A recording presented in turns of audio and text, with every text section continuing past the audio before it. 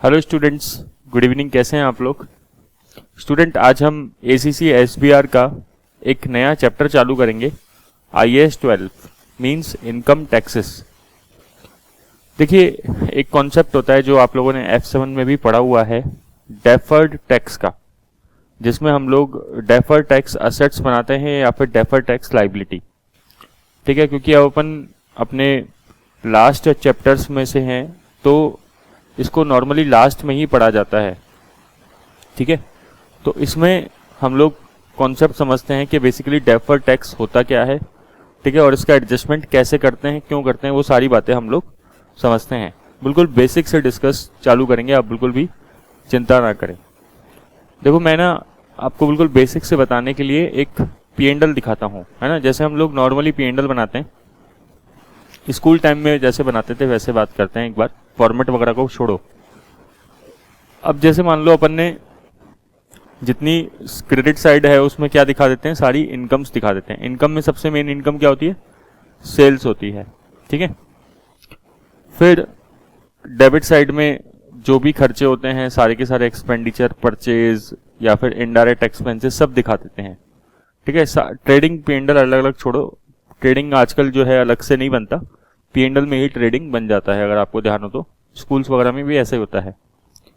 फिर हम लोग क्या लिखते हैं P&L के अंदर ही, हम लोग एक एक्सपेंस और लिखते हैं टैक्सेशन का। ठीक है, हम लोग बेसिकली स्कूल्स में अगर आपको याद हो तो प्रोविजन फॉर टैक्स बनाते थे। ठीक है, प्रोविजन फॉर टैक्स। तो ये प्रोविजन फॉर टैक्स क्या होता है, इसके बारे में मैं थोड़ा सा डिस्कशन करूंगा आपसे। इसको हम लोग लैंग्वेज में बोलते हैं, इस स्टैंडर्ड की लैंग्वेज में, करंट टैक्स। करंट टैक्स क्या होता है? करंट टैक्स मतलब वो टैक्स जो हमसे गवर्नमेंट लेगी, जो हमें टैक्सेशन अथॉरिटीज को पे करना है, उसे बोलते हैं करंट टैक्स।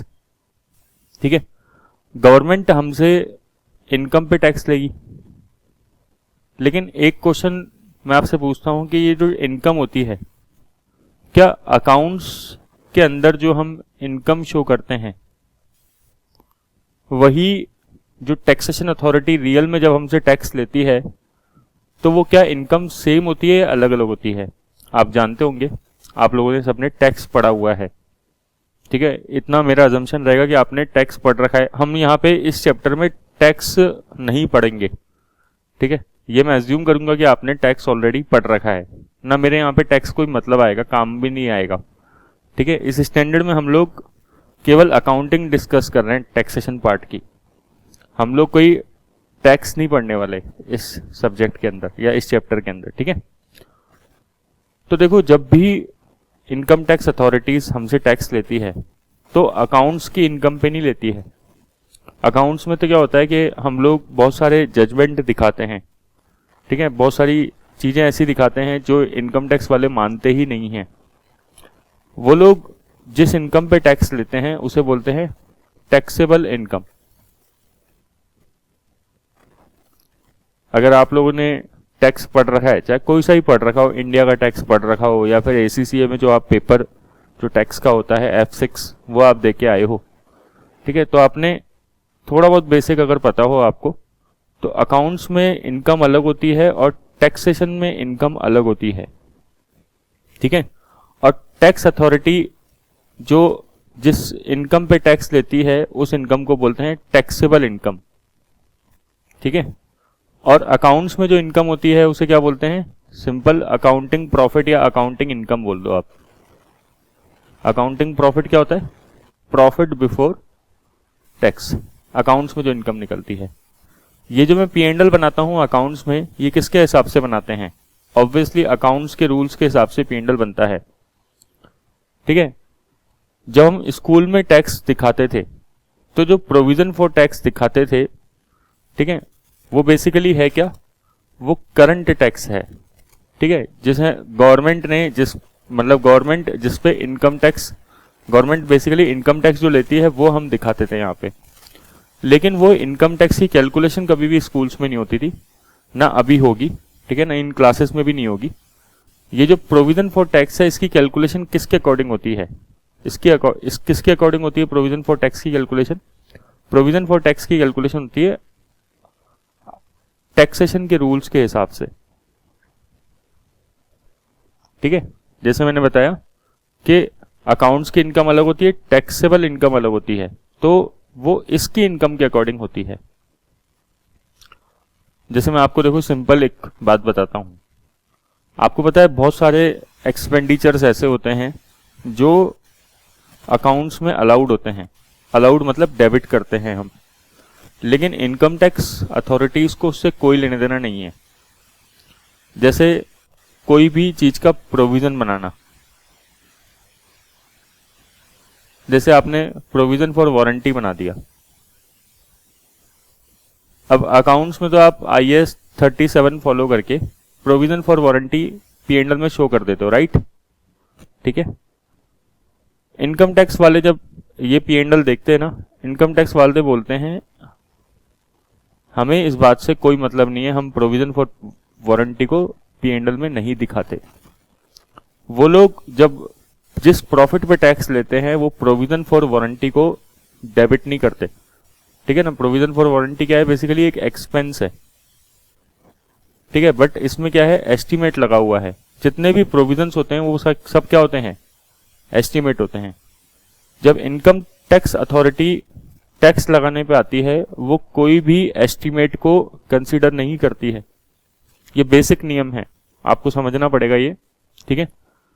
ऐसे ही बहुत सारी चीजें होती है जो अकाउंट्स में अलग नियम होता है, जिनका इनकम टैक्स में अलग नियम होता है। आपको पता है जब इनकम टैक्स निकालते हैं हम लोग, तो अगर आपने इंडियन इनकम टैक्स लॉ पढ़ रखा है, ठीक है, तो एक चैप्टर होता है पूरा profits and gains of business and profession, ठीक है। अगर आपने ग्रेजुएशन वगैरह में रीड करा हो तो कभी पढ़ा हो तो profits and gains of business and profession, और इसके बहुत सारे सेक्शंस होते हैं, सेक्शन 28 से लेकर 44 तक, और इसका पूरा लॉ बन रखा है इनकम टैक्स एक्ट 1961, ठीक है। और कोई भी लॉ हो, मुझे उससे कोई मतलब नहीं, कहीं का भी लॉ हो, किसी भी कंट्री का, ये जो चैप्टर है IAS 21 इनकम टैक्सेस, ये इंटरनेशनली अप्लाई होता है, हर कंट्री के लॉ पे अप्लाई होता है। तो मैं तो केवल आपको एग्जाम्पल ले रहा हूं, ठीक है ना। नेपाल का अलग लॉ होगा, श्रीलंका का अलग लॉ होगा, UK का अलग लॉ होगा, US का अलग लॉ होगा, सबके टैक्सेशन के लॉज अलग है। लेकिन एक बात बिल्कुल क्लियर है, क्या? कि अकाउंट्स के हिसाब से जो P&L बनाते हो आप, और इनकम टैक्स वाले जिस प्रॉफिट पे टैक्स लेते हैं, वो दोनों चीजें क्या होती है? डिफरेंट होती है। पहले तो आपको ये चीज आपको दिमाग में बेसिक बिठाना है, अगर नहीं है क्लियर तो, ठीक है। लेकिन हम लोग जब ये स्टैंडर्ड पढ़ रहे हैं, IAS 12 पढ़ रहे हैं, तो हम बात कर रहे हैं कि हम लोग अकाउंट्स पढ़ रहे हैं, वही स्टैंडर्ड अकाउंट्स में पढ़ते हैं हम लोग। हम लोग जब अकाउंट्स पढ़ रहे हैं तो P&L अकाउंट्स के हिसाब से बनाते हैं। जो टैक्स दिखाते हैं वो भी किसके अकॉर्डिंग होना चाहिए? अकाउंट्स के रूल्स के हिसाब से होना चाहिए। लेकिन हम लोग जो टैक्स गवर्नमेंट को पे करेंगे या कर चुके हैं, ठीक है, वो क्या है? वो करंट टैक्स कहलाता है, और वो टैक्सेशन अथॉरिटीज के रूल्स के हिसाब से होता है।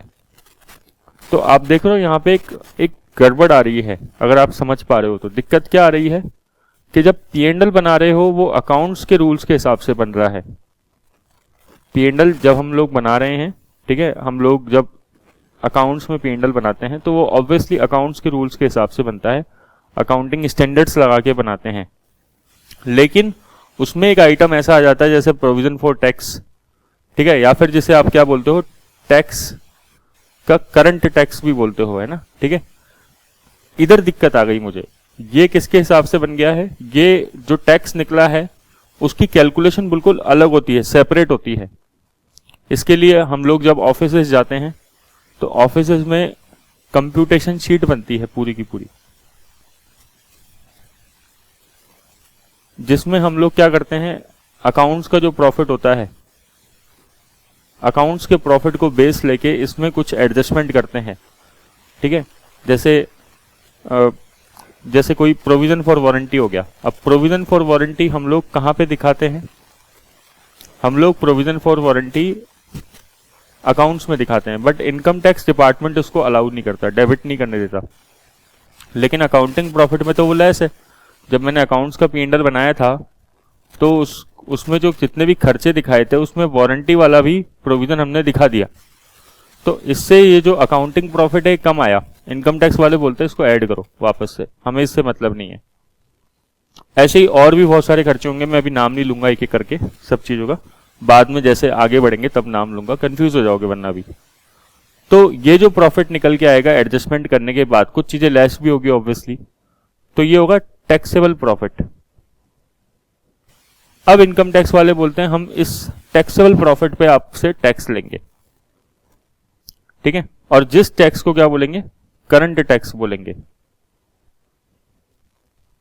लेकिन ठीक है, हमने गवर्नमेंट को ये टैक्स पे भी कर दिया या पे करेंगे, लेकिन समस्या कहां आएगी, जब हम अकाउंट्स के P&L के अंदर उस टैक्स को डेबिट कर देंगे। क्यों, दिक्कत क्या आ गई है, आपने ये जो अकाउंट्स का P&L बनाया था अकाउंट्स के हिसाब से, वैसे P&L अकाउंट्स के हिसाब से बनाते हैं अपन, जो P&L आपने बनाया था, मैं बार बार क्लियर कर रहा हूं आपको, ठीक है, इससे आपके मन में पिक्चर जानी चाहिए कि टैक्स के हिसाब से प्रॉफिट कैलकुलेशन अलग होती है, अकाउंट्स के हिसाब से प्रॉफिट कैलकुलेशन अलग होती है। मेरा बताने का ऑब्जेक्टिव ये है। वैसे जब भी मैं P&L शब्द बोलूंगा इस पूरे चैप्टर के अंदर, या अभी तक जितने भी जगह पे हम लोग P&L वर्ड बोलते आ रहे हैं, हम लोग इंप्लाइड है कि अकाउंटिंग P&L की बात कर रहे हैं। हम लोग कहीं पे भी टैक्सेशन P&L की बात नहीं कर रहे हैं, हम लोग अकाउंटिंग P&L की बात कर रहे हैं, ठीक है। तो अब वो P&L के अंदर जब प्रोविजन फॉर टैक्स दिखाया आपने, ऊपर तो आप सारी चीजें अकाउंट्स के हिसाब से दिखा रहे थे, वारंटी, एक्सपेंसेस, सेल्स वगैरह सब अकाउंटिंग P&L के अंदर अकाउंटिंग रूल्स के हिसाब से चल रहे थे। बट ये प्रोविजन फॉर टैक्स अब आपका क्या हो गया, ये टैक्सेशन नियम के हिसाब से आ गया, गड़बड़ हो गया है। यहाँ पे आपका अक्रूवल कॉन्सेप्ट हिल गया है। कैसे हिला है, थोड़ा थोड़ा धीरे धीरे समझ में आएगा। अगर F7 पढ़ रखा है तब तो थोड़ा बहुत आइडिया होगा, अगर समझा हुआ है तो, रटा हुआ नहीं है तो, और अगर नहीं पढ़ा हुआ या फिर ढंग से नहीं पढ़ रखा तो अपन अच्छे से एक एक चीज को पढ़ेंगे। बेसिकली मैं अक्रूवल कॉन्सेप्ट को यहाँ पे मैं इंट्रोड्यूस करूंगा, और अक्रूवल कॉन्सेप्ट की वजह से ही मेरे को करंट टैक्स में कुछ एडजस्टमेंट करने पड़ते हैं, जिसको क्या बोलते हैं, प्लस माइनस डेफर्ड टैक्स। और जब मैं करंट टैक्स में प्लस या माइनस होता है डेफर्ड टैक्स, तो जो वैल्यू आएगी उसे बोलेंगे टैक्स एक्सपेंस। तो मैं अपनी बुक्स में प्रोविजन फॉर टैक्स जो दिखाऊंगा वो करंट टैक्स ना दिखा के क्या दिखाऊंगा, टैक्स एक्सपेंस दिखाऊंगा। मतलब मैं उस टैक्स एक्सपेंस दिखाने का ऑब्जेक्टिव क्या है, मैं उस टैक्स एक्सपेंस को इसलिए दिखा रहा हूं क्योंकि मैं अब अपने टैक्स को भी अकाउंट्स के हिसाब से एडजस्ट कर रहा हूं। करंट टैक्स क्या होता है, जो गवर्नमेंट मेरे से टैक्स ले रही है। डेफर्ड टैक्स क्या है, फ्यूचर में कुछ टैक्स के एडजस्टमेंट्स। डेफर्ड टैक्स क्या होता है, डेफर्ड टैक्स मतलब कि फ्यूचर में कुछ टैक्स के एडजस्टमेंट्स होंगे। फ्यूचर में या तो ज्यादा टैक्स पे करना पड़ेगा या फ्यूचर में कम टैक्स पे करना पड़ेगा। Means it can be liability, deferred tax liability, it can be deferred tax assets, ठीक है। तो इसको एडजस्ट कर रहा हूं मैं बेसिकली। यहां पे मैं क्या करूंगा, मैं बोलूंगा कि करंट टैक्स में अगर मैं प्लस कर दूं डेफर्ड टैक्स लाइबिलिटी और माइनस कर दूं डेफर्ड टैक्स असेट्स, तो जो बैलेंस मेरा निकलेगा उसे बोलेंगे टैक्स एक्सपेंस। और ये टैक्स एक्सपेंस मैं अपने P&L में दिखाऊंगा, जो अकाउंट्स के हिसाब से मैं P&L दिखा रहा हूं, ठीक है। और ये क्या है करंट टैक्स, बताओ। ये टैक्स जो मेरे को एक्चुअल में मैंने पे कर रखा है गवर्नमेंट को या पे करना है, मतलब ये एक्चुअल लाइबिलिटी है टैक्स की। और ये क्या है, ये DTA DTL डेफर्ड टैक्स क्या होता है, ये कुछ टैक्सेशन एडजस्टमेंट हो रहे हैं, क्योंकि हम लोग क्या कर रहे हैं, अभी तक जो टैक्स पे कर रहे हैं ये तो हम टैक्सेबल इनकम पे करते हैं। लेकिन ज्यादा प्योरिफिकेशन किस में है, आपको पता है ज्यादा प्योरिटी किस में है? अकाउंटिंग के रूल्स में ज्यादा प्योरिटी है कि टैक्सेशन के रूल्स में ज्यादा प्योरिटी है? बताओ। ज्यादा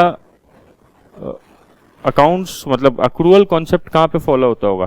रियल में अकाउंटिंग में ही फॉलो होता है, ठीक है। अक्रूवल कॉन्सेप्ट कहाँ पे फॉलो होता है, अकाउंटिंग में ही फॉलो होता है। अभी आपको मेरी बात समझ में नहीं आ रही होगी, उनको आ रही होगी जिनका बेसिक क्लियर है, ठीक है, और जिनका नहीं है वो भी अपन आगे पढ़ेंगे, ठीक है। बिल्कुल आराम से मेरी बात सुनो ध्यान से, ऐसे टेंशन लेने की बात नहीं है। ये स्टैंडर्ड बहुत ही इजी है, ठीक है। इसको बस केवल कई लोगों ने बदनाम कर रखा है कि ना ये स्टैंडर्ड जो है समझ में नहीं आता है, ऐसा कुछ भी नहीं है, बहुत ही आसान स्टैंडर्ड है। आपने IFRS 9 भी पढ़ा अपन लोगों ने, फाइनेंशियल इंस्ट्रूमेंट, उसके लिए भी लोग यही कहते हैं, बट अपन ने देखा बिल्कुल सिंपल है। शेयर बेस्ड पेमेंट के लिए भी यही कहते हैं, समझ में नहीं आता, बट आता है ना, पढ़ा तो आ गया। ध्यान सुनो क्या कहना चाहता हूं मैं, कि ज्यादा अच्छे रूल्स किसके हिसाब से होते हैं, अक्रूवल कॉन्सेप्ट कहाँ माना जाता है, अकाउंटिंग रूल्स के अंदर माना जाता है, अकाउंट्स के नियम के अंदर माना जाता है। बट दिक्कत कहाँ आई, दिक्कत तब आई जब मैंने अकाउंट्स के P&L के अंदर मैंने डेबिट कर दिया करंट टैक्स को, जो कि गलत है, ठीक है। करंट टैक्स मतलब जो गवर्नमेंट हमसे टैक्स लेगी, और गवर्नमेंट किस इनकम पे टैक्स लेती है हमसे, गवर्नमेंट लेती है हमसे टैक्सेबल इनकम पे टैक्स। क्या टैक्सेबल इनकम और अकाउंटिंग इनकम अलग अलग होती है? बहुत सारे ऐसे नियम होते हैं जिसकी वजह से टैक्सेबल इनकम और अकाउंटिंग इनकम अलग अलग होती है। मैं आपको 2-3 एग्जांपल देता हूं, जैसे मैंने वारंटी का आपको एग्जांपल दिया, ठीक है।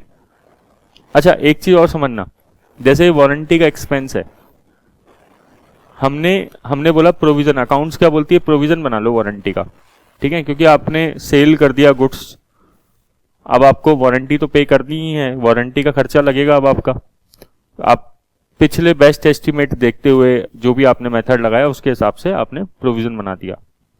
इनकम टैक्स वाले ने बोला हटाओ इसको, P&L से डेबिट कर रखा है, हटाओ इसको, ये कोई खर्चा थोड़ा है, हटाओ इसको। आपका प्रॉफिट इंक्रीज हो गया, आप जाके टैक्स ज्यादा जमा कराया है, यही होगा।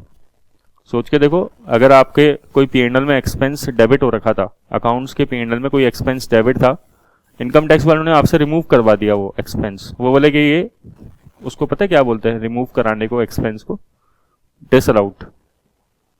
बहुत ही बेसिक नाम है, जब बीकॉम के अंदर टैक्सेशन आती है, बीकॉम में टैक्स होती है, ठीक है, तो डिसअलाउड वर्ड यूज आता है एक्सपेंस के लिए, जब कोई एक्सपेंस को P&L में डेबिट नहीं करने दिया जाता, ठीक है। किसके हिसाब से, टैक्सेशन के हिसाब से। टैक्स वाले मना कर देते हैं, भैया हटाओ इसको, ये तो बेकार है, हम इसको मानते ही नहीं है। तो टैक्स वाले करते क्या है एक्चुअल में, उनकी अप्रोच क्या है, वो क्यों इसको डिसअलाउ करते हैं? टैक्स वाले बोलते हैं आप प्रोविजन बना लेते हो, बात बात पे एस्टिमेट कर लेते हो, किसी साल आपका ज्यादा प्रॉफिट आएगा तो आप प्रोविजन दिखा दोगे ज्यादा, P&L में डेबिट कर दोगे, टैक्स कम पे कर दोगे, हमें तो नुकसान हो जाएगा। और किसी साल अगर आपका प्रॉफिट कम आएगा तो आप क्या करोगे, आप बोलोगे कि हम प्रोविजन कम लगा देते हैं, ठीक है। तो मतलब आपके लिए तो प्रोविजन क्या हो गया, प्रॉफिट को एडजस्ट करने का, टैक्स को एडजस्ट करने का एक टूल हो गया। इनकम टैक्स वाले बोलते हैं हम प्रोविजन मानते ही नहीं है, आपके जजमेंट को हटाओ। तो आप बोलोगे सर कि वारंटी का तो हम लोग, लेकिन खर्चा होता है हमारा, है ना, बिजनेस में तो वारंटी का होता है। तो इनकम टैक्स वाले बोलते हैं टेंशन मत लो, टेंशन मत लो, हम ये बोल रहे हैं आपको कि हम प्रोविजन अलाउ नहीं करेंगे। लेकिन ध्यान सुनना क्या बोल रहा हूं मैं, जब आप एक्चुअल में आपका वारंटी का खर्चा लगेगा, जब आपका एक्चुअल में वारंटी का खर्चा लगेगा, तब हम आपको डिडक्शन दे देंगे उस खर्चे की। डिडक्शन मतलब डेबिट करने देंगे। ये छोटे छोटे नाम है, क्लियर रखिएगा, टर्म्स है ना। डिडक्शन मतलब कोई चीज को डेबिट करना P&L में। डेबिट करना अच्छी बात है, नहीं है, इनकम टैक्स के हिसाब से अच्छी चीज है। आपका कोई खर्चा अगर P&L में डेबिट हो जाता है तो आपका टैक्स कम लगेगा उसकी वजह से। तो इनकम टैक्स सिंपल सी अप्रोच जानता है। इनकम टैक्स बहुत सारे एक्सपेंडिचर ऐसे होते हैं जहां पे वो लोग बोलते हैं भैया प्रोविजन से दूर रखो। इनकम टैक्स वाले क्या बोलते हैं, प्रोविजन नहीं अलाउ करेंगे, हाँ एक्चुअल में अलाउ कर देंगे। एक और एग्जांपल देता हूं, देखो आपको और अच्छे समझ में आएगा। जैसे हम लोग प्रोविजन फॉर बैड डेप्ट बनाते हैं, क्या नाम हो गया आजकल प्रोविजन फॉर बैड डेप्ट का, लॉस अलाउंस हो गया है ना, IFRS 9 के हिसाब से बनाते हैं, ठीक है। इनकम टैक्स बोलता है हटाओ इसको, मुझे मतलब नहीं है। लेकिन जब एक्चुअल में बैड डेप्ट हो जाए तब आ जाना, तब हम डेबिट कर देंगे P&L में, तब हम आपके जितने भी बैड डेप्ट होंगे वो अलाउ कर देंगे। ठीक है, ये ऐसे रूल्स है टैक्सेशन के। ध्यान रहे मैं आपको टैक्स नहीं पढ़ा रहा, मैं केवल आपको बेसिक कुछ बातें बता रहा हूँ टैक्स की। टैक्स मैंने मान लिया है कि आप पढ़ के आ चुके हो, टैक्स नहीं पढ़ाऊंगा मैं यहाँ पे आपको, क्योंकि ये टैक्स का सब्जेक्ट नहीं चल रहा है। ठीक है, ये अकाउंटिंग डिस्कस कर रहे हैं अपन। तो अब ये मेरे को बताओ, अकाउंट्स तो बोलेगी प्रोविजन फॉर बैड डेब्ट बनाओ, लॉस अलाउंस बनाओ, ठीक है, अकाउंट्स तो बोलेगी ये काम करो। टैक्स बोलेगा कोई प्रोविजन नहीं है, एक्चुअल में जब हो जाए तब आ जाना। तो बताओ खर्चों में डिफरेंस आया या नहीं आया? सोच के देखो, खर्चों में डिफरेंस आया नहीं आया? हमने प्रोविजन बनाया करंट ईयर में 2022-23 के अंदर, सपोज एक ईयर है, ये ईयर है ना, ठीक है, ईयर 2022-23 में। लेकिन जब आपका एक्चुअल में बैड डेब्ट हुआ, मान लो 2023-24 में बैड डेब्ट हुआ एक्चुअल में, इनकम टैक्स ने बोला कि हम आपको 2023-24 में अलाउ करेंगे। ठीक है, अकाउंट्स ने कब वो खर्चा डेबिट किया पीएनएल में अपने? 22-23 में। इनकम टैक्स उसको कब डेबिट करने दे रहा है? 23-24 में। हम लोग जो पीएनएल बनाएंगे वो अकाउंट्स के हिसाब से बनाएंगे, ठीक है ना, समझे बात को? तो किसका इशू आ गया? अक्रूवल का इशू आ गया। अब देखो जरा, अगर थोड़ा सा आप ब्रेन यूज करोगे तो ही मजा आएगा आपको, वरना आपको चीजें रटनी पड़ेगी। रटने में बहुत आसान है, मैं सीधा आपको डायरेक्टली हिट करा सकता हूं अगर आपको याद हो तो कॉन्सेप्ट पे, कि टैक्स बेस क्या होता है, कैरिंग अमाउंट क्या होता है, carrying amount minus tax base formula हो गया, सिंपल, खत्म कहानी। लेकिन ये फॉर्मूला जानने से कभी भी प्रैक्टिकल मार्केट में मजा नहीं आएगा आपको, ठीक है। और रियल में फॉर्मूला बहुत इजी है, आगे तो मैकेनिकल काम होने वाला है। देखो ये पीएनएल, जैसे मैंने अकाउंट्स के हिसाब से पीएनएल बनाया, मैं बार बार क्लियर कर रहा हूं आपको, ठीक है। अब मैंने यहां पे लिख दिया क्या, जैसे लॉस अलाउंस, जितना भी खर्चा था डेबिट कर दिया पीएनएल में। जब टैक्स निकालूंगा मैं,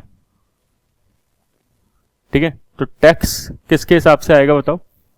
टैक्सेशन का जो रियल में खर्चा होता है वो करंट टैक्स होता है। अब देखना प्रॉफिट की शेप बिगड़ गई या नहीं बढ़ी, मतलब बिगड़ी, आपका अक्रूवल कॉन्सेप्ट की धज्जियां उड़ेगी नहीं उड़ेगी, बताना मेरे को। करंट टैक्स क्या होता है? जो टैक्स आप गवर्नमेंट को देके आए हो, उसके लिए आपने अलग कैलकुलेशन करी है, टैक्स निकालने के लिए आपने अलग कैलकुलेशन करी होगी, है ना, कंप्यूटेशन बनाया होगा इसके लिए, शीट बनाई होगी इसके लिए अलग। अब क्या वो टैक्स इस पीएनएल से मैच खाएगा? क्या ये जो टैक्स निकाला है आपने, करंट टैक्स, क्या पीएनएल से मैच खाएगा? नहीं खाएगा। क्यों?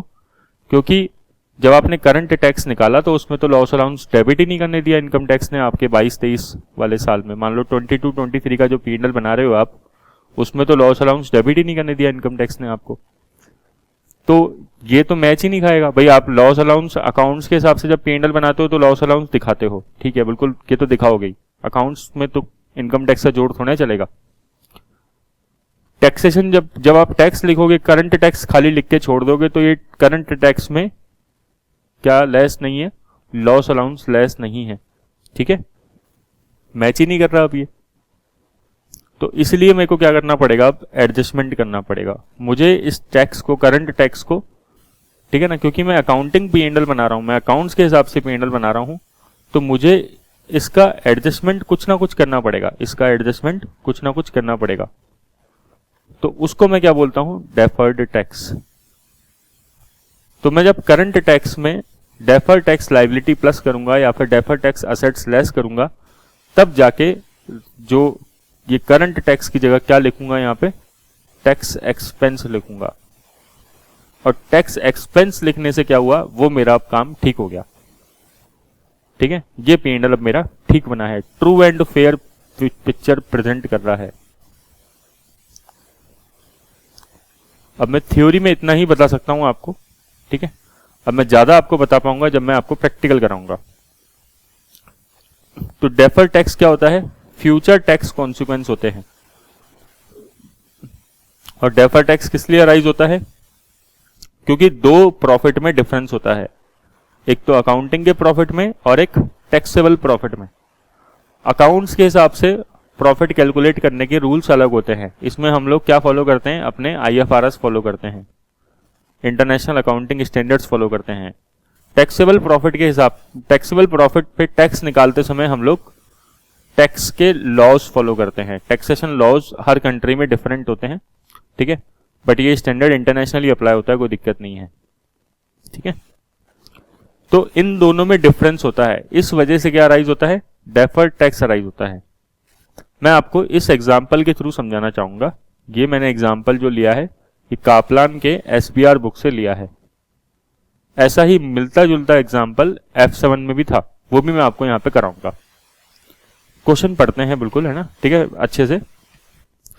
Prudent prepare financial statements to 31st December each year. On 1st January 2010, the entity purchased a non-current assets for 1.6 million that had anticipated useful life of 4 years.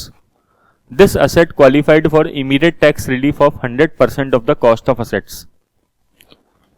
देखो tax के नियम हर जगह पे अलग अलग होते हैं, ठीक है। टैक्स वाले क्या बोल रहे हैं, अब टैक्स वाले बोल रहे हैं आपने जो प्लांट खरीदा है, इसमें जैसे इसने 1.6 मिलियन का प्लांट खरीदा है, इसको मैं 1600 बोल देता हूं, मैं सारे फिगर 1000 में ले लूंगा, है ना, थोड़ा सा इजी रहेगा कैलकुलेशन करने में।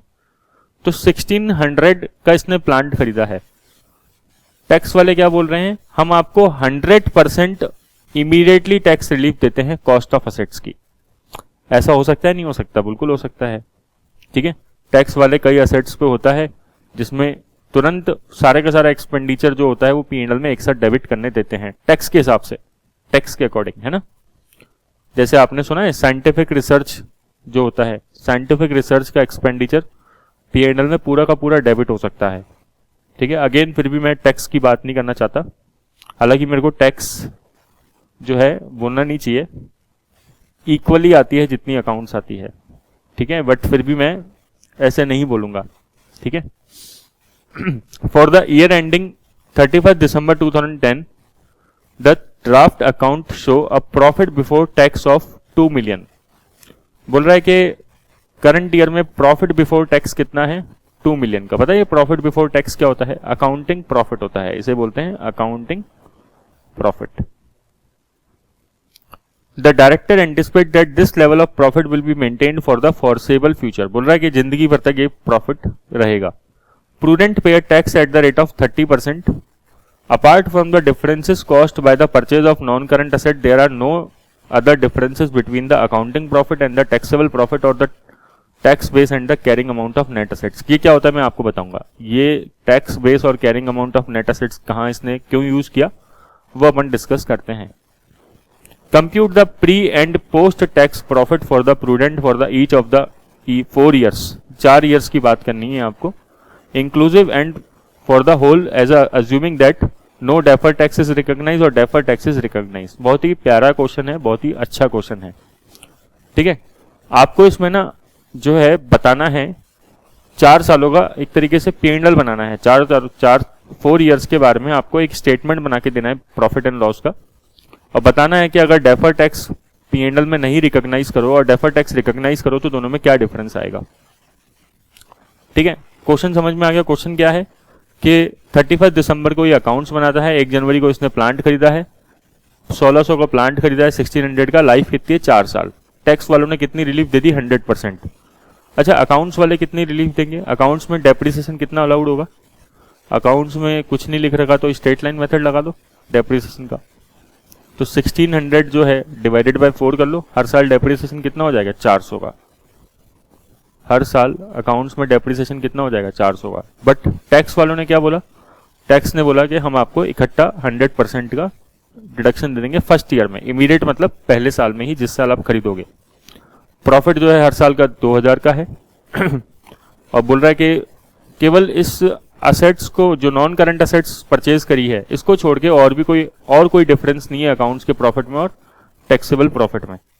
बोल रहा है बाकी कोई कॉन्ट्राडिक्शन नहीं है, केवल एक ही इशू है अकाउंट्स के और टैक्सेबल प्रॉफिट में, ठीक है। हम सॉल्यूशन करते हैं। अब ध्यान से देखना आपको कैसे सॉल्व करना है। मैं आपको कॉन्सेप्ट भी बताऊंगा और प्रेजेंटेशन भी बताऊंगा यहाँ पे। तो हम क्या बनाएंगे, P&L बनाएंगे। ऑब्वियसली P&L किसके हिसाब से चल रहा है, अकाउंट्स के हिसाब से चल रहा है, ठीक है। स्टेटमेंट बनाएंगे, मतलब P&L बनाने का मतलब क्या है यहाँ पे कि स्टेटमेंट बना रहे हैं अब। 1 2 3 4 कितना है देखो जरा। आपको प्रॉफिट बिफोर टैक्स दे रखा है 2 मिलियन का। ये जो प्रॉफिट बिफोर टैक्स होता है इसमें से क्या क्या लेस है? टैक्स को छोड़ के सब कुछ लेस है। डेप्रिसिएशन भी लेस हो गया क्या? हाँ भाई, प्रॉफिट बिफोर टैक्स है। प्रॉफिट बिफोर टैक्स तो one of the last item होता है, उसमें से तो डेप्रिसिएशन लेस हो गया ऑलरेडी। ठीक है, और ये प्रॉफिट बिफोर टैक्स होता क्या है? अकाउंटिंग प्रॉफिट होता है। ठीक है, ये क्या है? अकाउंटिंग प्रॉफिट है। तो डेप्रिसिएशन भी कौन सा लेस हुआ होगा? अकाउंट्स वाला डेप्रिसिएशन लेस हो गया है। अकाउंट्स वाला डेप्रिसिएशन कितना आया होगा हर साल? 400 का। तो अगर आप मेरे से पूछो तो कि हर साल पहले प्रॉफिट कितना होगा डेप्रिसिएशन लेस करने से पहले, तो पहले प्रॉफिट होगा 2400 का। उसमें से अगर डेप्रिसिएशन लेस कर दिया 400 400 400 400, तब जाके ये प्रॉफिट आया है। ये तो बहुत बेसिक चीज है भाई, है ना? ये इसमें तो कोई डाउट ही नहीं होना चाहिए यार, है ना? अब आते हैं टैक्स। अब टैक्स लेते हैं किसका? सबसे पहले हम लोग अकाउंट्स की बात कर रहे हैं तो करंट टैक्स, ये यहां पे क्या बोलेंगे हम? टैक्स एक्सपेंस लिखेंगे हम, है ना? हम क्या लिख रहे हैं? Tax expense. टैक्स एक्सपेंस किन दो चीजों को मिला के बनता है? डेफर्ड टैक्स को और करंट टैक्स को। ये करंट टैक्स क्या होता है? वो टैक्स जो हमसे एक्चुअल में गवर्नमेंट लेगी, या तो ले लिया है या लेगी। ठीक है, अच्छा, करंट टैक्स कितना परसेंट है देखो जरा? 30% है। लेकिन किसके नियम के हिसाब से निकलेगा? क्या मैं इस प्रॉफिट पे करंट टैक्स निकाल दूं 2000 रुपए पे? गलत हो जाएगा फिर तो सब कुछ। फिर क्या मतलब निकलेगा भाई? अकाउंट्स के हिसाब से गवर्नमेंट टैक्स थोड़ा ले रही है। करंट टैक्स किसके हिसाब से लेती है? टैक्सेशन रूल्स के हिसाब से लिया जा रहा है। ठीक है, तो अब मैं एक वर्किंग नोट बनाता हूं अलग, करंट टैक्स की कैलकुलेशन। मींस मेरे को गवर्नमेंट को कितना पे करना है।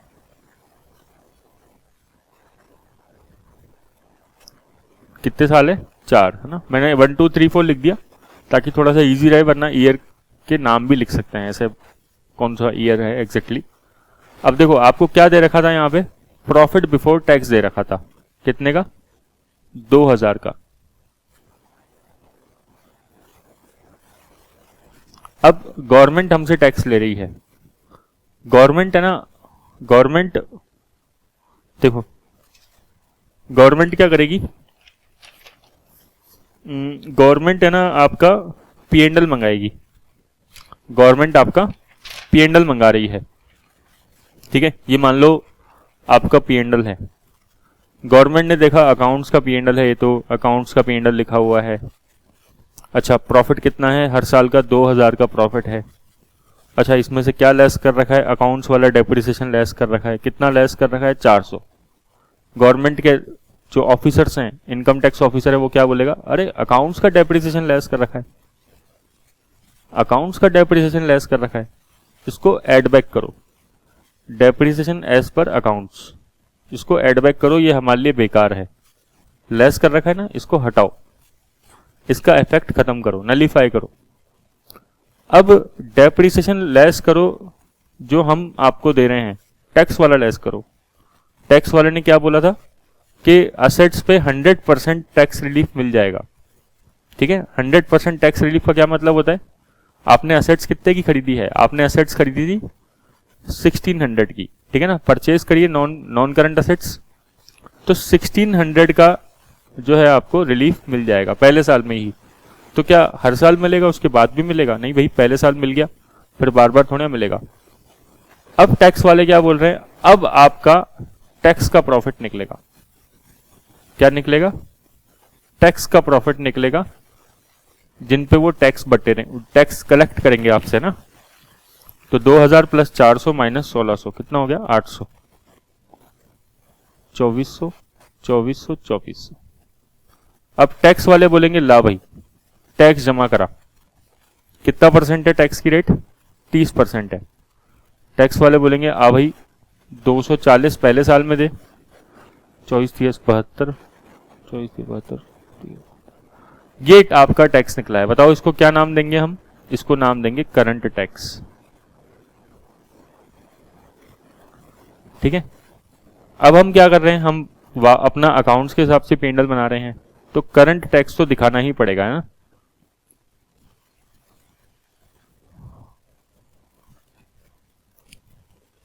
तो करंट टैक्स कितना है?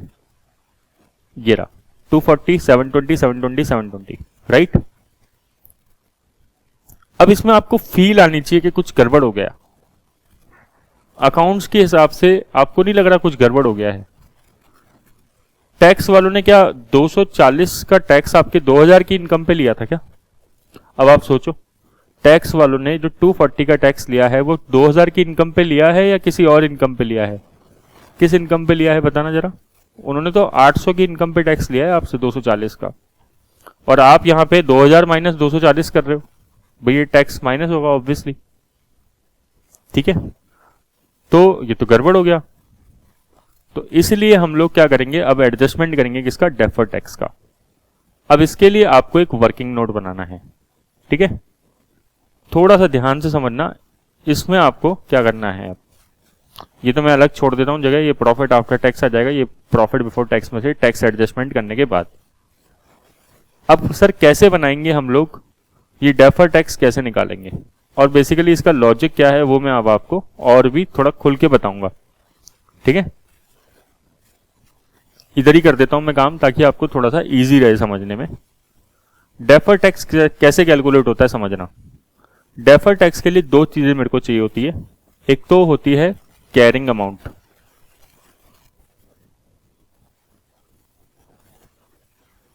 और दूसरा चाहिए होता है टैक्स बेस, जो F7 में आप पढ़ के आए हो, अगर आपने नाम सुना होगा तो, ठीक है। यहां से पिक करते हो आप F7 के अंदर कैरिंग अमाउंट और टैक्स बेस से। मैंने आपसे जो हाफ आवर डिस्कशन किया वो थोड़ा सा पीछे से डिस्कस करने की कोशिश करी, और भी ज्यादा बेसिक से कोशिश करी। तो टैक्स कैरिंग अमाउंट और टैक्स बेस क्या होता है? कैरिंग अमाउंट मतलब ये बोल रहे हैं कि असेट का कैरिंग अमाउंट कितना है एज पर अकाउंट्स, अकाउंट्स के हिसाब से, ठीक है, कितना कैरिंग अमाउंट है। और एक होता है टैक्स बेस। चलो मैं ऐसा करता हूं, इसको अलग ही बनाता हूं, ठीक है। इसको छोड़ देते हैं यहां पे, क्योंकि मेरे को क्या है, थोड़ी सी जगह भी ज्यादा चाहिएगी और आपको समझ में भी तभी अच्छे से आएगा। मैं इसको यहां पे लेता हूं। तो मैं किसकी कैलकुलेशन कर रहा हूं बताओ? डेफर टैक्स की कैलकुलेशन कर रहा हूं। इधर मैं आपको इसकी जनरल एंट्री भी बता पाऊंगा, ठीक है, इसलिए मैं उधर नहीं बताया। तो क्या क्या चाहिए मेरे को? ईयर 1, 2, 3, 4 मेरे को चाहिए कैरिंग अमाउंट, और एक चाहिए टैक्स बेस। ये कैरिंग अमाउंट मतलब क्या होता है? कैरिंग अमाउंट मतलब असेट्स का कैरिंग अमाउंट बताओ एज पर अकाउंट्स, और टैक्स मतलब कुछ टैक्स, ऑब्वियसली टैक्स बेस मतलब कुछ टैक्स वाले कुछ बात करेंगे आप, है ना। आपसे मैं बताता हूं क्या होता है टैक्स बेस। पहले कैरिंग अमाउंट देखते हैं। मेरे को बताओ पहले ईयर के एंड में, फर्स्ट ईयर के एंड में असेट्स का कैरिंग अमाउंट कितना बचेगा एज पर अकाउंटिंग रूल्स? आपने असेट्स कितने की परचेज करी थी? आपने असेट्स परचेज करी थी 1600 की, ठीक है। अकाउंट्स में डेप्रिसिएशन हर साल कितना लग रहा है? 400 का। तो पहले साल के एंड में कितने का कैरिंग अमाउंट बचा? 1200 का। 1600 की असेट्स परचेज करी 1600 की, 400 का फर्स्ट ईयर का डेप्रिसिएशन, 400 का डेप्रिसिएशन। तो फर्स्ट ईयर का बैलेंस कितना बचा? 1200 का। सेकेंड ईयर का बैलेंस, थर्ड ईयर का बैलेंस, फोर्थ ईयर का बैलेंस। 400 का डेप्रिसिएशन लेस कर दिया। इजी है क्या? सिंपल है यार, कोई दिक्कत नहीं है। टैक्स बेस पे आओ। अच्छा, अब मैं इसको थोड़ा सा आपको पढ़ने का मतलब बताता हूँ कि कैरिंग अमाउंट क्या होता है। कैरिंग अमाउंट का मीनिंग ये है, आपको पता है एक चीज मैं आपसे ऐसे ही जनरल बात डिस्कस कर रहा हूं। जब हम बैलेंस शीट बनाएंगे, स्टेटमेंट ऑफ फाइनेंशियल पोजीशन बनाएंगे, ऑब्वियसली अकाउंट्स के हिसाब से बात कर रहे हैं हम लोग, ठीक है। तो जब भी हम बनाएंगे और उसमें नॉन करंट असेट्स लिखेंगे फर्स्ट ईयर के एंड में, हम बैलेंस शीट में कितने की असेट्स दिखाएंगे? 1200 की दिखाएंगे। हम बोलेंगे 1600 की आपने खरीदी थी, 400 का डेप्रिसिएशन लग गया। 1600 में परचेज करी, 400 का डेप्रिसिएशन लग गया। ऐसे मैं 1600 बोलता हूँ तो वैसे कोई ज़्यादा टिपिकल हिंदी तो नहीं है, ठीक है। कुछ अगर मान लो किसी को साउथ में भी रहता है तो बिल्कुल थोड़ी सी हिंदी है, ज़्यादा टिपिकल नहीं है। वो आदत ही ऐसी है कि 1600 ही निकलता है, 1600 थोड़ा सा एक फील नहीं आता उसमें बोलने में। चलो, तो 12 जो 1200 की जो वैल्यू है, फिर भी मैं कोशिश करूंगा है ना कि बाइलिंगुअल बोलूँ दोनों की दोनों लैंग्वेज में। तो ये 1200 का जो है वैल्यू जो है, इसका क्या मतलब है पता है? इसका मतलब है कि ये असेट्स इतने का बेनिफिट देगी। असेट्स का ये बेनिफिट है, ये फ्यूचर का बेनिफिट है एक तरीके से। मींस अगर आप बेचने जाओगे तो एसेट्स कितने में बिकेगी? 1200 में बिकेगी। अब अकाउंट्स में जो कैरिंग अमाउंट होती है, जो ये 1200 है, 1200 है, ये क्या शो करती है कि ये इसकी वैल्यू है आज की, ठीक है ना। 1200 में बिकेगी, अगर कभी भी बेचना चाहोगे तो ये 1200 में एसेट्स सेल हो जाएगी, ठीक है। आप बोलोगे नहीं नहीं सर, खाली डेप्रिसिएशन से थोड़ा फर्क पड़ता है, तो मैं कहूंगा डेप्रिसिएशन नहीं लगाओगे तो इंपेयरमेंट भी करोगे आप। ये तो अकाउंट्स की हेडक है ना भाई। जो अकाउंट्स में कैरिंग अमाउंट आती है वो क्या कैसे आती है? डेप्रिसिएशन भी लगा दिया आपने, इंपेयरमेंट करना था तो इंपेयरमेंट कर दिया, उसके बाद जो फाइनल वैल्यू बचती है वो होती है कैरिंग अमाउंट। तो अगर आपको इंपेयरमेंट लगता है तो करो इंपेयरमेंट, कौन मना करता है, ठीक है। बट वो वैल्यू जो शो करती है वो एक तरीके से आज की फेयर वैल्यू है ना। और इतने का आपको बेनिफिट देगी फ्यूचर के अंदर। अब वो बेनिफिट कैसे देगी? प्रोडक्शन करके देगी, असेट्स जो है, ठीक है। तो ये सब क्या है? ये सब दिखा रहा है कि फ्यूचर में इतना आपको बेनिफिट मिलेगा। ये क्या शो कर रहा है? ये फ्यूचर का आपको बेनिफिट शो कर रहा है, ठीक है। फ्यूचर की आपकी इनकम दिखा रहा है एक तरीके से कि आपको इतनी इनकम हो जाएगी फ्यूचर, 1200, 800, 400। टैक्स बेस क्या होता है? टैक्स बेस मतलब होता है कि टैक्स वाले कितने की आपको डिडक्शन देंगे फ्यूचर में, आपको टैक्स में डिडक्शन कितनी मिलेगी। डिडक्शन मतलब कि इनकम टैक्स वाले आपको कितने का फायदा देंगे, ठीक है। आप तो बोल रहे हो कि आपका 1200 का फायदा होगा असेट्स में पहले साल के अंदर, एंड में, फर्स्ट ईयर के एंड में आप क्या बोलते हो? फ्यूचर में मुझे कितने का फायदा होगा? 1200 का फायदा होगा। अब टैक्स वाले क्या बोल रहे हैं? टैक्स वाले फ्यूचर में आपको कितनी डिडक्शन दे रहे हैं? टैक्स वाले देखो, टैक्स वालों ने आपको जो असेट्स आपने खरीदी 1600 की खरीदी थी, पहले साल में ही आपको बेचारों ने 1600 का पूरा डेप्रिसिएशन दे दिया। इसको बोलते हैं कैपिटल अलाउंस बेसिकली। अगर टैक्स लॉ में अगर आप पढ़ोगे तो उसको कैपिटल अलाउंस बोलते हैं, बट कोई दिक्कत नहीं है, आप डेप्रिसिएशन बोलो चलेगा। तो टैक्स वाले क्या बोलेंगे? भैया हम आपको अब क्या देंगे, हमारे पास है ही क्या अब आपको देने के लिए? क्यों बताओ? टैक्स वालों ने, आपने 1600 की एसेट्स खरीदी थी, 1600 की एसेट्स पूरी की पूरी बेचारों ने आपको एक साथ टैक्स में आपको खर्चा मिल गया, डेबिट हो गया, ठीक है। P&L में कोई चीज डेबिट होने का मतलब फायदा होता है टैक्स में, पता है आपको, ठीक है। इससे आपका टैक्स कम लगता है। हमारा ऑब्जेक्टिव भी क्या होता है? जितने भी सीए होते हैं सबका ऑब्जेक्टिव ये होता है कि जितने ज्यादा आइटम हो सकते हैं, आपका कोई भी बिजनेस का खर्चा है या कोई भी खर्चा है तो वो इनकम टैक्स में डेबिट हो जाए, उससे फायदा रहेगा। हम जब अपनी गाड़ी में पेट्रोल डलवाते हैं ना तो उसका बिल लेते हैं और उसको क्या दिखाते हैं कि हमारी गाड़ी जो है हमारे बिजनेस में काम में आ रही है। एक्चुअल में आती ही है, यहाँ से वहाँ ट्रैवल कर रहे बिजनेस में काम में आ रही है। तो वो पेट्रोल का एक्सपेंडिचर हम चाहते हैं कि हमारे अकाउंट्स के P&L में डेबिट, वो अकाउंट्स में तो चलो डेबिट हो ही गया, हम चाहते हैं कि टैक्स भी इसको अलाउ करे, टैक्स वाले भी इसका फायदा दें। तो टैक्स वाले कैसे फायदा देते हैं? जब वो इसको टैक्स के प्रॉफिट में से कम करने देते हैं। तो टैक्स वाले बोलते हैं भैया अगर आपकी गाड़ी आपके बिजनेस में काम में आ रही है तो आप क्या करो, उसको डेबिट करो, पेट्रोल के एक्सपेंस को, कोई दिक्कत नहीं है। हम लोग जब मोबाइल खरीदते हैं, ठीक है, मैं आपको केवल कुछ दिमाग ओपन करने के लिए बता रहा हूं आपका। हम लोग जब हम कोई मोबाइल खरीदते हैं तो हम लोग अपने बिजनेस के नाम से वो मोबाइल खरीदते हैं, बिजनेस में काम में आ रहा होता है, और उससे हमें फायदा क्या मिलता है? हमें बिजनेस में डेप्रिसिएशन मिलता है, ठीक है भाई। हमने देखो, हमें खर्चा तो करना है, खर्चा करने में वो अलग चीज है। हमने मोबाइल खरीद लिया, अब हमारा ऑब्जेक्टिव क्या होना चाहिए कि वो जो एक्सपेंडिचर है हमारा इनकम टैक्स में डेबिट हो जाए। तो इनकम टैक्स में कोई एक्सपेंडिचर डेबिट होता है तो ये अच्छी बात है या खराब बात है? अच्छी बात है। इनकम टैक्स वाले अगर उसको अलाउ करेंगे तो ये टैक्स पेयर के लिए फायदे वाली बात है, बिजनेसमैन के लिए फायदे वाली बात है। समझ में आए? अब हमने एक घड़ी खरीदी, मान लो ये मैंने घड़ी खरीदी, अब ये घड़ी हम क्या दिखाएंगे कि हमारे बिजनेस में काम में आती है, तो हम इसका एक्सपेंडिचर जो है वो बिजनेस में क्लेम करेंगे, ठीक है ना, P&L में डेबिट करेंगे। उससे क्या फायदा होगा? उससे हमारा टैक्स जो है उसकी लाइबिलिटी कम आएगी। समझे बात को? तो ऐसे ही होता है। तो अब ये क्या है, टैक्स बेस क्या शो करता है? ये टैक्स बेस शो करता है कि फ्यूचर में कितनी रिडक्शन मिलेगी, 0। क्यों? क्योंकि पहले साल मिल गई आपको सारी रिडक्शन, अब टैक्स वाले कितने की रिडक्शन देंगे? बिल्कुल भी नहीं। अब ध्यान से देखना क्या होगा। अब आप क्या बोल रहे हो, रीड करो, देखो, carrying amount minus tax base करके टेम्परेरी डिफरेंस निकलता है। कैरिंग अमाउंट माइनस, टेम्परेरी की स्पेलिंग गलती की है, carrying amount minus tax base करके क्या निकलता है? टेम्परेरी डिफरेंस निकलता है। कितना टेम्परेरी डिफरेंस निकला? 1200, 800, 400 और निल। ठीक है, ये टेम्परेरी डिफरेंस क्या है? ये पहले इसको बोलते थे पुराने स्टैंडर्ड के अंदर टाइमिंग डिफरेंस।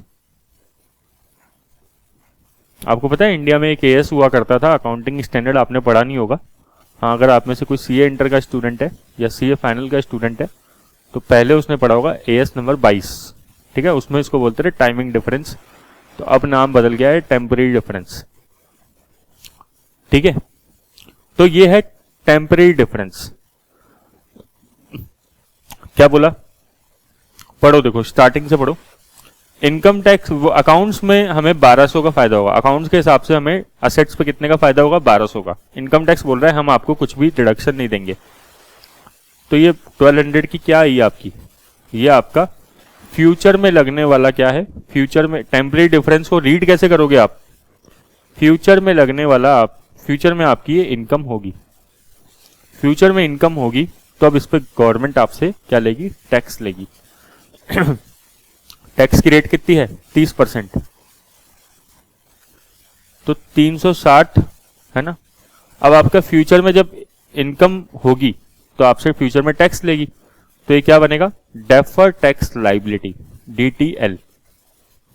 क्या पुराना कोई बैलेंस चल रहा है अभी तक? ओपनिंग बैलेंस है नहीं, तो DTL करंट ईयर में कितना बनेगा? फर्स्ट ईयर के एंड में कितना DTL बनेगा? 360 का बनेगा। ये DTL बनेगा करंट ईयर का। रीड करने का खेल है सारा का सारा, वरना फॉर्मूला तो बहुत सिंपल है, carrying amount minus tax base. आप कैरिंग अमाउंट में से आपने ये फॉर्मूला ऐसा कहीं और भी पढ़ा है, कैरिंग अमाउंट माइनस क्या करते थे आप कहीं पे? Recoverable amount, IAS 36 impairment of assets. But मैं उसका डिस्कशन नहीं कर रहा। तो यहाँ पे फॉर्मूला क्या है? Carrying amount minus tax base. But खाली फॉर्मूला नहीं, अंदर फील लेके जाओ कि कैरिंग अमाउंट मतलब कि फ्यूचर में हमें इतना बेनिफिट होगा उस असेट से 1200 का। ठीक है, हमने अकाउंट्स में दिखा रखा है उसको 1200, इसका मतलब क्या है कि हम सोच रहे हैं कि इतने के बेनिफिट देके जाएगी हमें असेट्स। टैक्स वाले कितने की रिडक्शन देंगे? कुछ भी नहीं देंगे। फ्यूचर की इनकम होगी, उस पर टैक्स लगेगा, लाइबिलिटी। ओपनिंग बैलेंस कुछ है नहीं, तो आपको पूरा करंट ईयर में बनाना पड़ेगा। एंट्री क्या मारोगे? P&L account debit to deferred tax liability. कितने से? 360 से। और इस डेफर्ड टैक्स लाइबिलिटी को कहां लिख दोगे? यहां पे। तो आपका जो फर्स्ट ईयर का जो प्रॉफिट है कितना हो गया? 2000 माइनस 240 माइनस 360, ये दोनों मिला के क्या बन गया? टैक्स एक्सपेंस बन गया। ये दोनों मिला के क्या बनता है? टैक्स एक्सपेंस बनता है। ठीक है, और देखो, ध्यान से देखो, अभी 800 का फिर अगेन 30% फ्यूचर। भाई देखो, आप कह रहे हो कि आपको बेनिफिट कितना मिलेगा? 800 का सेकेंड ईयर में। गवर्नमेंट आपको कुछ भी छूट नहीं देगी, तो 800 की इनकम होगी आपकी फ्यूचर की, उस पर टैक्स लगेगा कितना? 240 का। DTL बनना चाहिए, डेफर्ड टैक्स लाइबिलिटी 240 की। पहले से ही क्या कुछ ओपनिंग बैलेंस आ रहा है? बताओ, पहले से ही कुछ ओपनिंग बैलेंस आ रहा है, पहले से ही आ रहा है कितना, 360 का। ठीक है, तो अब आपको क्या करना पड़ेगा, कुछ अमाउंट को रिवर्स करना पड़ेगा। भाई आपने, आपका प्रोविजन का बैलेंस कितना होना चाहिए, ये डेफर्ड टैक्स लायबिलिटी बेसिकली क्या है, ये अकाउंट्स का एक तरीके से अकाउंट्स का एडजस्टमेंट है, इनकम टैक्स वाले नहीं मानते इसको। ठीक है, ये जो हम डेफर्ड टैक्स लायबिलिटी दिखा रहे हैं वो कहाँ दिखा रहे हैं, अकाउंट्स के P&L में दिखा रहे हैं। क्या इनकम टैक्स डिपार्टमेंट जो है आपके IAS 12 को कुछ मानेगा? इनकम टैक्स बोलेगा मुझे कोई मतलब नहीं है ये IAS 12 से, आपके आप जानो, आपका काम जाने। ठीक है, तो ये अकाउंट्स का एडजस्टमेंट है। डेफर्ड टैक्स किसका एडजस्टमेंट होता है, अकाउंट्स का। और ये आया क्यों है, क्योंकि हम लोग अक्रूवल कॉन्सेप्ट फॉलो कर रहे हैं, इसलिए आया है। अभी देखना और समझ में आएगा आपको अच्छे से। तो देखो, आपने डेफर्ड टैक्स लायबिलिटी अब कितना बनना चाहिए था, 240 का, आपका बना हुआ कितना है ऑलरेडी, 360 का बना हुआ है। पिछले साल का बैलेंस आ रहा है ना, 360 का आपने बनाया था। तो you need to reverse the deferred tax liability, आपका कुछ प्रोविजन रिवर्स होगा। तो एंट्री क्या मारोगे, DTL account debit to P&L, कितने से, 120 से। इसको मैं नेगेटिव करके लिख देता हूं। तो उधर जो आप बना रहे हो वहां पे ये फायदे की तरह शो होगा आपके, यहां पे लेस किया था, यहां पे ऐड हो रहा है। आगे देखो, 400 का 30% कितना हो गया, 120। पहले से ही आपका कितना और बैलेंस चलता हुआ आ रहा है बताओ, मतलब आपका 240 का और चलता हुआ आ रहा है बैलेंस अभी भी। ठीक है ना भाई, आपने पिछले साल जो बनाना था क्लोजिंग बैलेंस तो वो रखना था 240, ओपनिंग था 360, तो आपने रिवर्स कर दिया 120 का, तो बैलेंस कितना बच गया होगा, 240 का।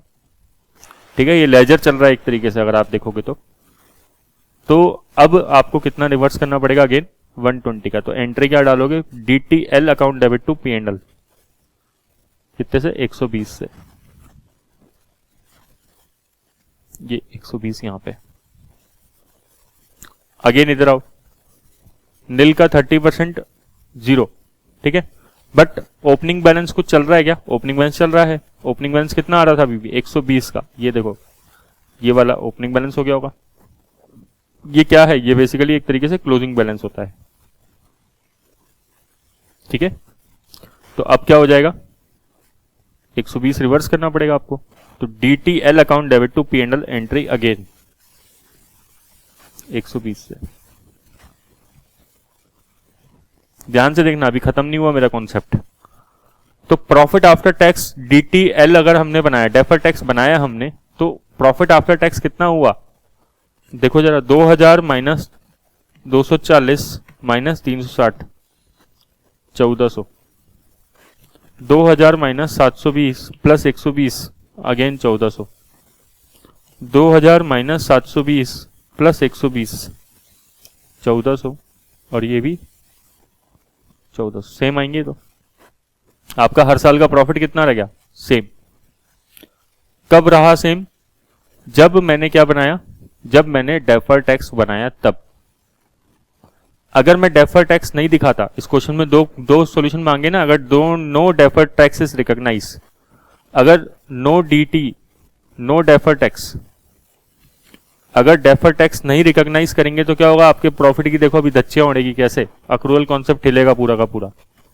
कैसे हिलेगा, आपका अकाउंटिंग प्रॉफिट 2000, ठीक है भाई, अकाउंट्स के हिसाब से P&L बना लो दोबारा। तो करंट टैक्स शो करके बस छोड़ दो फिर, तो कितना आएगा आपका जो प्रॉफिट आफ्टर टैक्स है।